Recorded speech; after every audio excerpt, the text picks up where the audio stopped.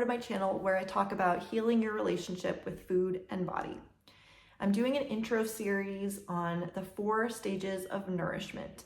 That's the physical stage, behavioral stage, psycho-emotional stage, and soul stage. And today's video is all about the behavioral stage. So what is behavioral stage? That is basically our habits, our patterns, things that we do largely unconsciously, and there's something we might feel stuck in and it's really hard to change. Now, I like to break this down into 2 parts.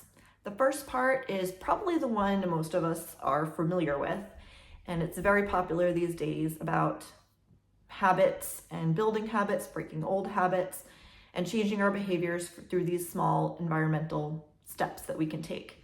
And that's great, and a lot of times it works well. Other times not so much, but we'll get to that. So the first part is simply looking at the things that you can do to break that automatic chain. So one of the patterns, for example, could be every time you watch TV, you always have to have a snack. Or every time you sit down to do your stitching or crafting, you have a sugary drink with you.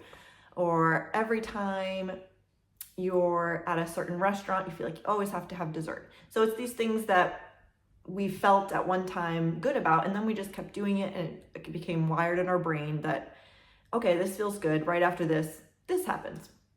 And that can be really tough to break out of.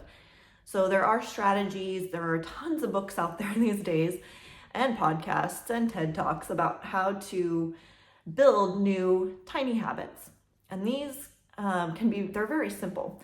Not always easy, but they're simple. So to form a new habit, you kind of build that same association in your mind. So an example, okay, every time I go to the bathroom, I'm gonna take a little walk around the office, for example, or I'm gonna park farther away, or in the farthest spot I can find, so I'm getting more steps in. Or it could be every time I sit down to TV, now I'm gonna be doing something with my hands, stitching, something like that. It could be every time I go to this restaurant, I'm gonna pause in the middle of my meal and take some deep breaths. So these are simple things that you can add into your day and slowly start to build new habits. And these work great for some people, and it's all they need, and they're doing well. So a lot of times though, in my experience coaching hundreds of people around behavior change, I've noticed that this is usually not enough. People can start the habits and they do really well at first, and then slowly it starts to kind of fade away, or they go back to their old habits like pretty easily. So we're human, that's what happens. So there's a missing part that I like to bring into this behavioral stage, and that is embodiment. So what do I mean by embodiment? So a lot of times, most of us are walking around not actually really tuned in or connected to our body. Think about going through your day. A lot of times you're racing to the next thing. You're thinking about what you have to do next, your to-do list, something that happened yesterday, something you're looking forward to, something you're irritated about. We're stuck in our heads so much of the time.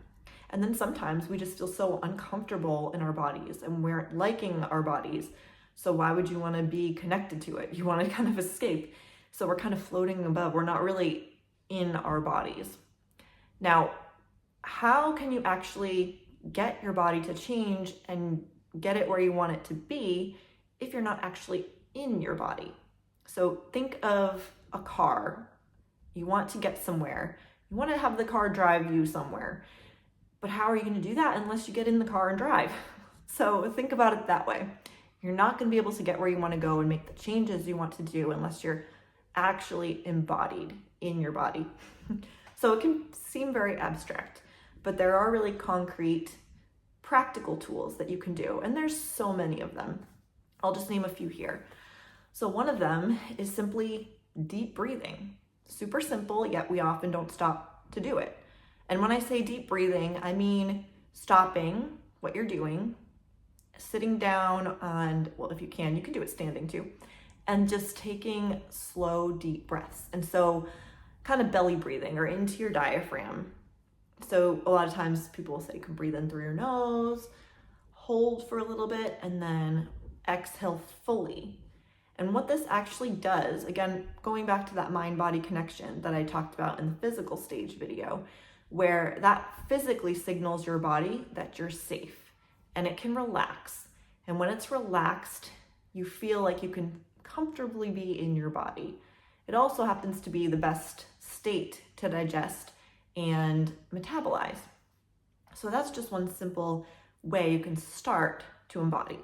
It might feel awkward and weird at first, but the more and more you do things to embody, the more comfortable you'll get with it, and the more you can do it throughout your regular day. Another example is just moving in a way that feels good to you. I don't mean doing exercise that you hate. I don't mean that at all.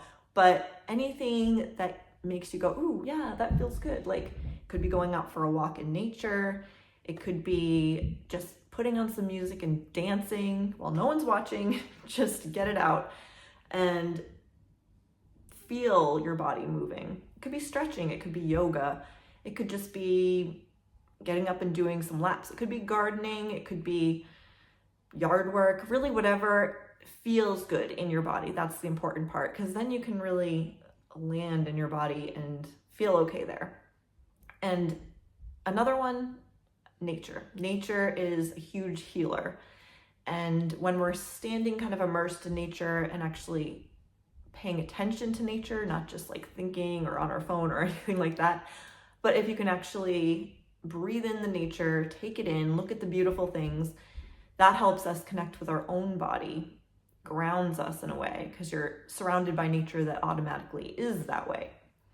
So those are just some simple ways that you can start to practice embodiment. And again, that's going to help you really be able to make conscious choices. Because again, if we're not in our body, we're just going about the motions. We're doing the same things we're going to do over and over and over again. We're never going to be able to break out of them. So it's not always comfortable. It's simple, but not always easy. But again, baby steps. And the more and more you practice, the easier it becomes. So now join me in our next video about the emotional stage. Now, if you want to know where you are in your nourishment journey, take the quiz below that is linked in the description and find out where you're at. And then keep coming back to these videos because things change over time. So you might be in one stage now, but the next month you could be in another one, and then you go back and forth. So this can be a good starting point to see, okay, what might be a good focus for me right now?